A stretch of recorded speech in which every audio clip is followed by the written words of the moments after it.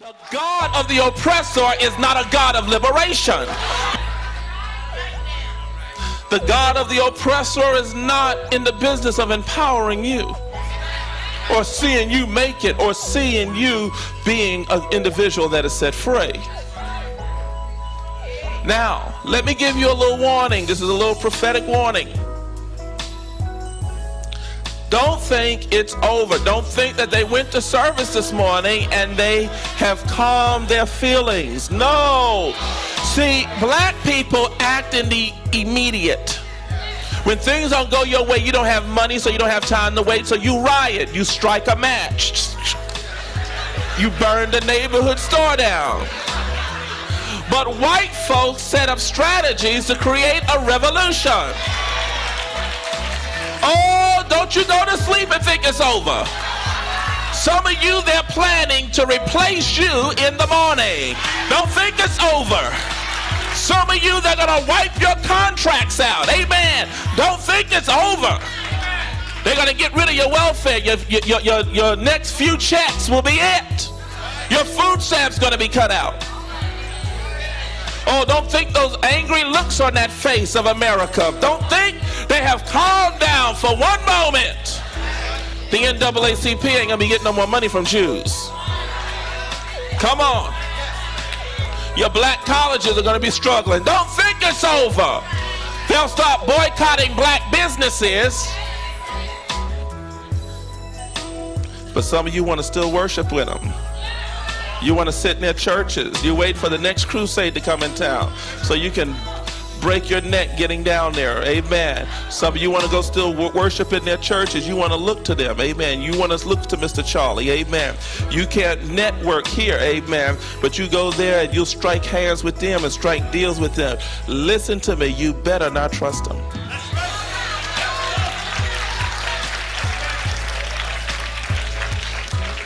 Amen. I had to teach you empowerment because they coming after you.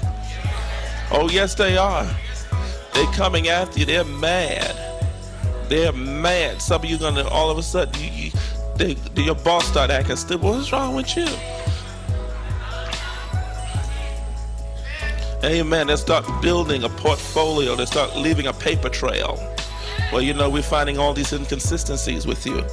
And you sitting there saying, well, I'm doing the best I can.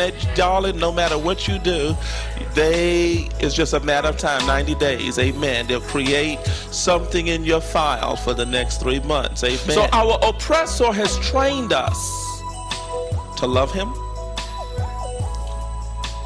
Some of you cringe when we say white people. You start looking around in the audience. There's just some white people here.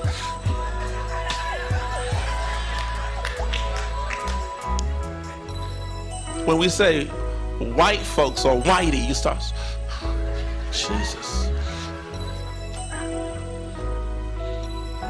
You start cringing. You want to know why?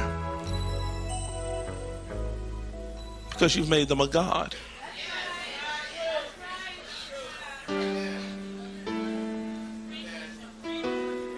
You made a god out of them. I mean, you looking to them for their sanction. He just said, whitey, are you going to do anything?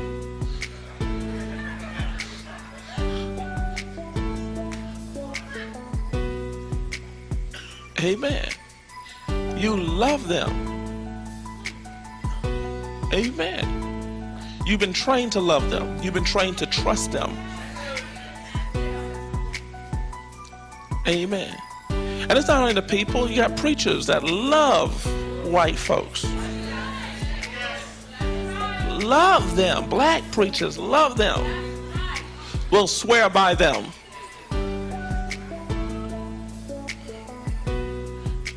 Amen. You get into their churches, you just as controlled, you just as nice. You show up on time, stay in your little sweet seats, lift up your little brown hands half mask. You love them. Just that you want to come over here and give me hell. But he's a black man. It's a black thing.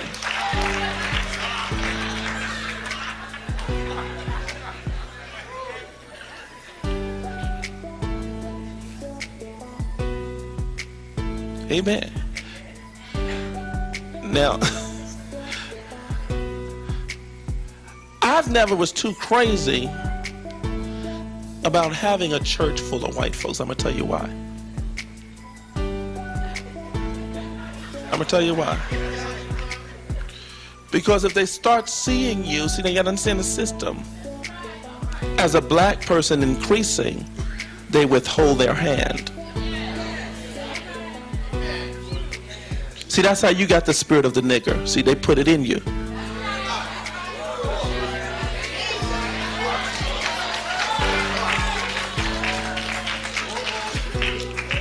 I've sat in meetings and watched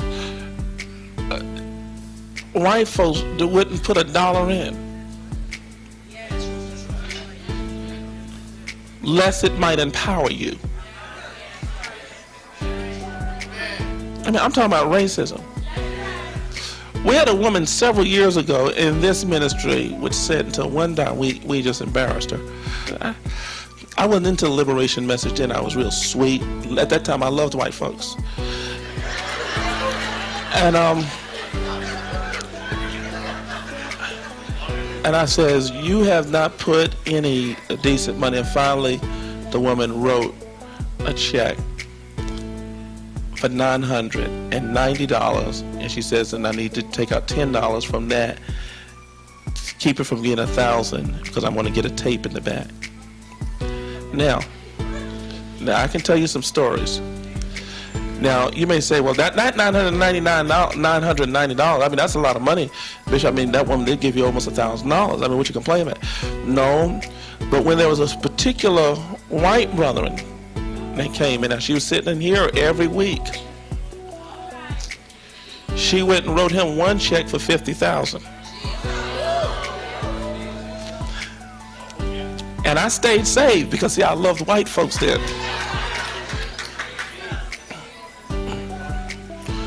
But she came and gleaned and fed, and this was a group of white women that used to come here, millionaires, loaded.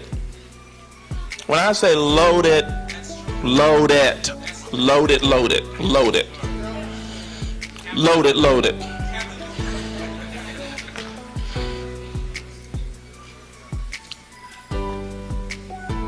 And there is a spirit in this nation, and when they talk about we need to go back to old traditional values, that gets me nervous. Because all I can see with old traditional values is my mother in an apron at their oven. See, you gotta read between the lines. Old traditional values. Don't use that machine that picks that cotton. You're gonna pick it.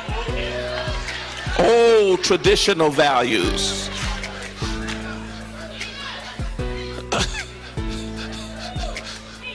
You're gonna crop the tobacco. You're going to the field. We're gonna get back to old traditional values. Where you're running up in the yard and massa's coming home and you're running out of the field. Massa, old traditional value. That's what they want. They want to take you back to Plymouth Rock.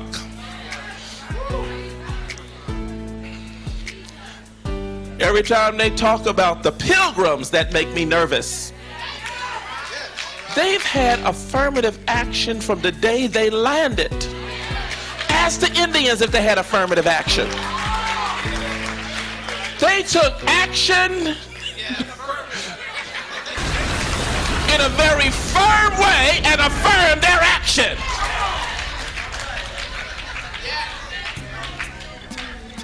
And listen, these are people that you're doing business with in the morning. I know some of you are going to go there in the morning. Amen. Those of them that gave you Columbus Day off who lied to you. Amen. How you discover something that folks are wrong?